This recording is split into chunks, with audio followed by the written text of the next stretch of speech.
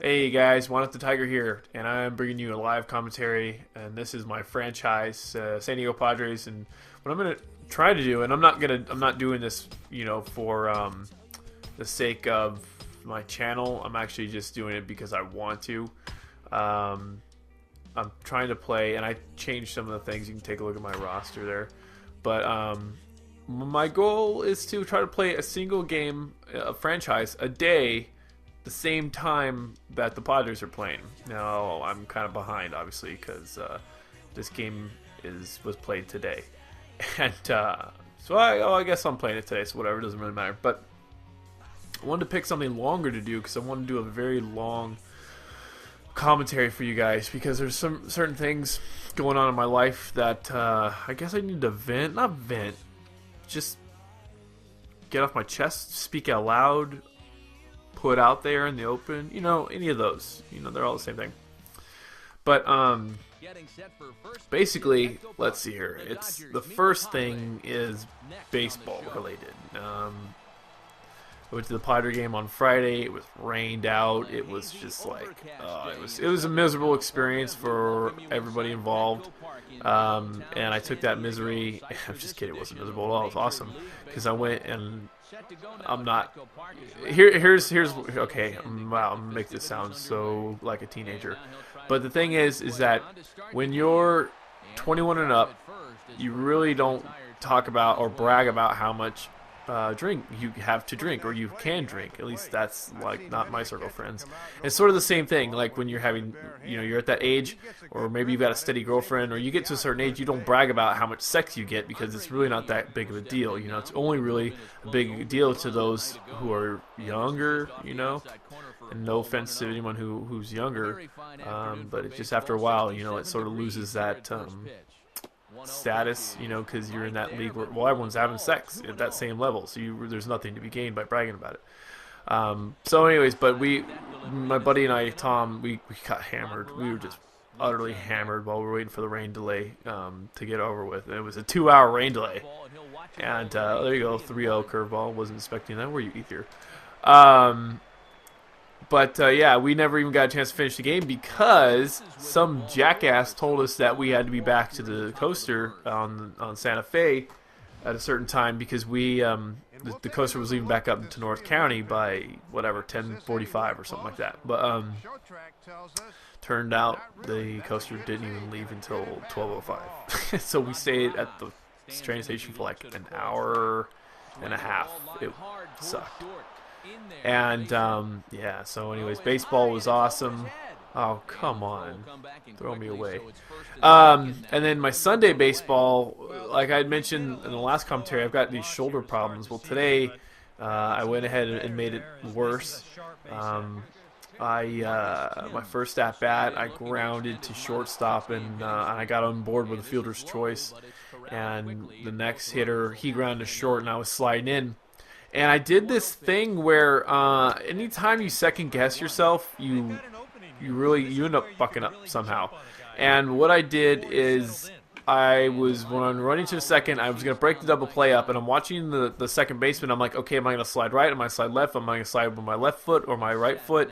And I went down, and ultimately I slid with my left foot.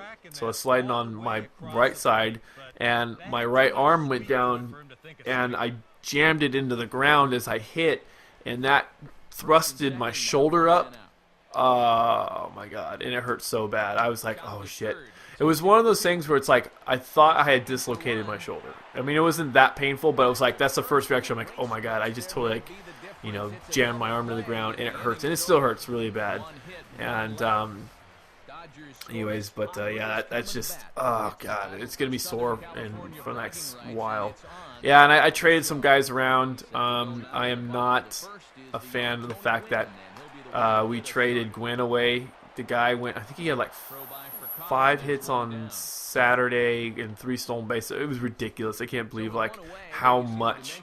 Look at my stud stats, man. 9 homers in 7 games. But the thing is, I should do a compare and contrast. Obviously, you don't know. Hold on a second.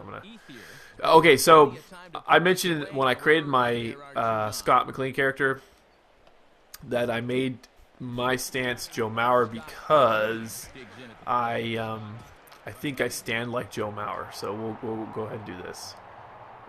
I'll do a side by side. I'll show you a video of me actually hitting, and we'll see if you guys think I look like Joe Mauer or not. I don't know.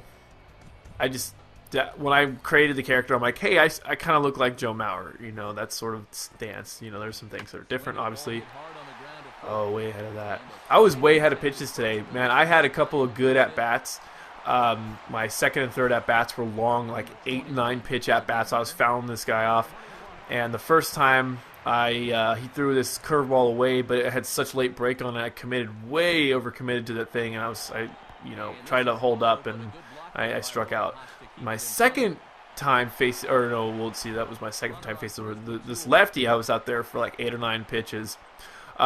This umpire was not calling low strikes, like knee-high fastballs, and so I was 3-2 count. You know, like I said, it was like a 9-pitch at bat, and then he throws me a fastball right down the middle of the plate, but at below the knees. And you know, I go to walk off, and the umpire calls me out. I was like, "What are you doing?" You know, we got all these new rookie umpires, and I really want to call him a rook just to get on his case and just get on his nerves. And I opted not to because it was still like the third or fourth, or it was like the fourth inning, fifth inning, and it's just, God, it really pissed me off because it was at that point we were losing. It was like 9-2, and usually, I'm saying usually, when that happens, the team who's winning by that much, the strike zone for them gets bigger to make them swing the bat, and the other team who's struggling, or you know, the strike zone tends to shrink up, so that way you get a little bit better calls. And he expanded the zone on me. Why he expanded the zone on me, I'm not sure. I put up a really good fight, and I didn't think it was fair because I was fighting this guy. I was fouling off everything he threw at me, corner pitches. You know, it wasn't as if I went up there and looked at, you know, 2 straight strikes like right down the middle, and I let this guy give him the opportunity to throw me away. You know, I was up there battling. And I, you know, honestly, when that stuff happens, I don't get angry about it. I actually consider those good at bats because they are good at bats. I made this guy work. My last at bat, I lined to left field. You know, so I went 1 for 4 today. Scored. It was an okay day. Besides the fact that I hurt my shoulder, I didn't do much in the field at all. I played second base first 2 innings, and then it was in the third inning that I hurt my shoulder. Bottom of the second inning, I hurt my shoulder. But anyways, I haven't really had a chance to do much in the way of game playing. This is like the most I've played in the last couple of days, and a part of me actually is thinking about unhooking my PlayStation for the next couple of weeks, you know, and just it's not that I need to take a break from YouTube or making videos or playing video games. It's the fact that I need to find some discipline right now because I'm way behind on some reading for school, and school for me will always come first. I mean, you know, it's like I think because of the position that I'm in, school. Jeez, come on, Latos. The position that I'm in, school will always come first, of course, but playing games is a break. You know, it's like, wow. It's that thing you do when you just need to turn your brain off, and so that's really what the playing video games for me is all about, you know. And I guess, you know, like you know, when I get on Black Ops stuff, it's always it's like hanging out with the online friends that you've made. But basically what I've got going on, and this is I keep throwing that fastball even though he's got no confidence in it. There we go. Came up, big guy. So basically what I've got going on is I've got a couple of papers to write. I've got an exam next Thursday in my Civil War class, and I need to... You just can't locate that curveball. I got this exam, and the exam's my professor, this guy, Dr. Stratzman. They're very comprehensive exams on the Civil War. It's like, you know, I mean, there's so much information there, and it's so hard to regurgitate all of it. But basically, I need to do that. I need to catch up on some reading, so I think I'm gonna probably play this game, make this into a video, and probably post it tonight. And I don't know when the next time I'm gonna get on, but I want some. This is what I wanted to talk about initially because I tried making a commentary about it, but the Crisis 2 gameplay that I have, and I picked up Age Gonzalez again. The Crisis 2 gameplay I have is too short, and I wanted something, like I said, something longer. And this is, oh man, this is going to be more like a podcast than anything else, or just a really long commentary. And that's this.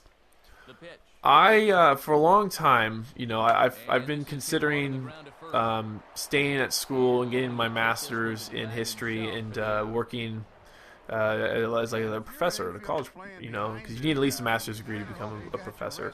And that goal has always been there. But the last year, maybe 6 months or so, I've been realizing with the down economy that it might be better or more beneficial if I make it being a teacher like a secondary career.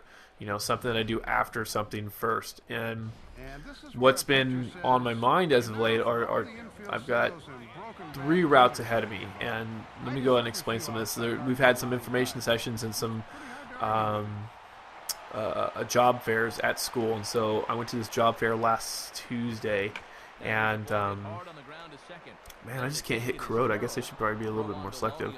At this job fair, I was talking to an FBI recruiter, and ever since I was a kid and watched the X-Files, I was always like, oh, I want to work for the FBI. I don't necessarily want to work on the X-Files, but I just like the idea of working for the FBI. And so I talked to the FBI recruiter, and to my dismay, she said that I was not an ideal candidate for the FBI. Oh, catch that. Thank you, me. Because my major history is not one that is really all that important to the FBI. They're looking for people with IT experience, computer science, law. What was another big one? You'd think criminal justice would be one of them, but it's not. And there was no accounting, anything with like business. Oh, business was another one. So technology, business, accounting, not history. And if you didn't have a preferred major, they wanted you to have some sort of language skills. But the thing is, though, it was like she asked me, do I speak any other languages? I said, well, I'm learning French. And she's like, okay, well, you need to be fluent in that language. I'm like, okay, yeah, I kind of get that. She goes, no, I mean like fluent as in college level fluency, not conversational. She said, oh my goodness. Oh, that was horrible. Gwen.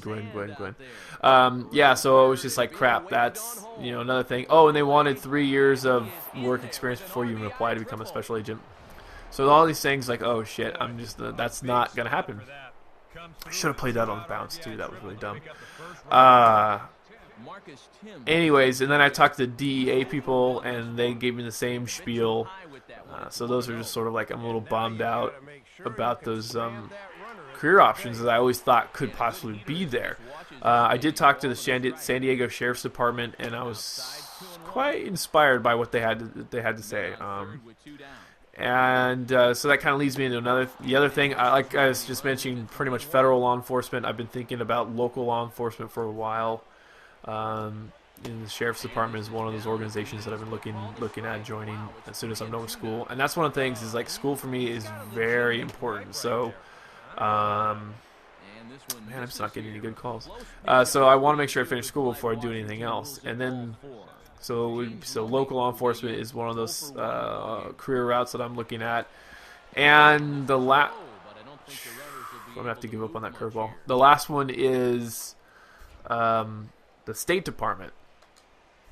I went to an information session about 2 weeks ago now.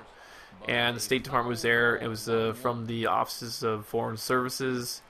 And the job that I liked, I was very interested in, was a job called a consul officer. Basically what they do is they're like the guys who will approve or deny visas. But their main role is the protection of American citizens abroad. And that goes from, say, helping out Americans who lose their passports or who find themselves in, who are criminals, find themselves in court and within the country that they're in, and they make sure that anything that could happen, maybe that like some sort of disaster, they help out these people abroad. And I really like that. And what it is you say if you don't already know a language, they'll send you to school for a language. And so if you speak a language, like hopefully, I'll be somewhat decent at French when I'm done with all my education, that I could be like, hey, I'd like to go to any part of the world that's a French-speaking world, the Francophone world. And I could go to a number of places like North Africa, all the way to like the Caribbean, and maybe even a Vietnam position, because they still speak French there, at least from what I understand. Anyways, so that's another career route that I'm looking at. And